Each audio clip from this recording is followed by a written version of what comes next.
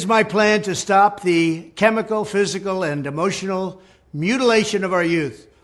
On day one, I will revoke Joe Biden's cruel policies on so-called gender-affirming care. Ridiculous. A process that includes giving kids puberty blockers, mutating their physical appearance, and ultimately performing surgery on minor children. Can you believe this?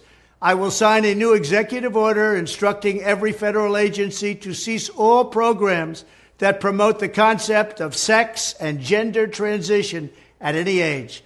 I will then ask Congress to permanently stop federal taxpayer dollars from being used to promote or pay for these procedures and pass a law prohibiting child sexual mutilation in all 50 states. It'll go very quickly.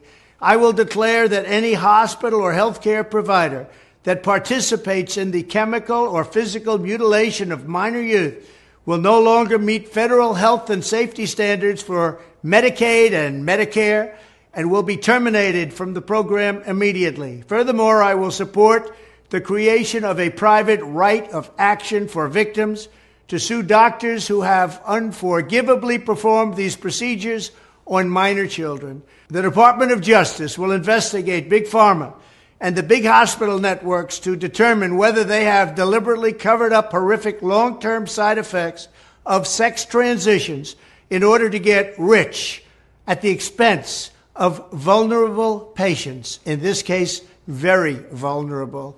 We will also investigate whether Big Pharma or others have illegally marketed hormones and puberty blockers which are in no way licensed or approved for this use.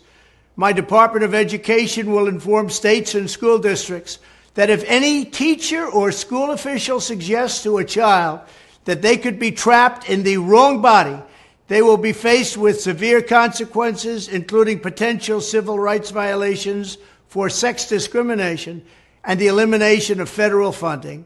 As part of our new credentialing body for teachers, we will promote positive education about the nuclear family, the roles of mothers and fathers, and celebrating rather than erasing the things that make men and women different and unique.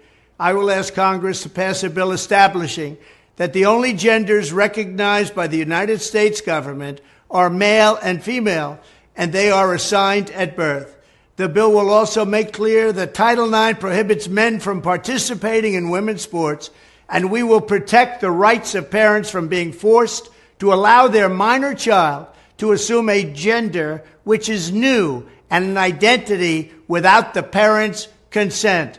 The identity will not be new, and it will not be without parental consent.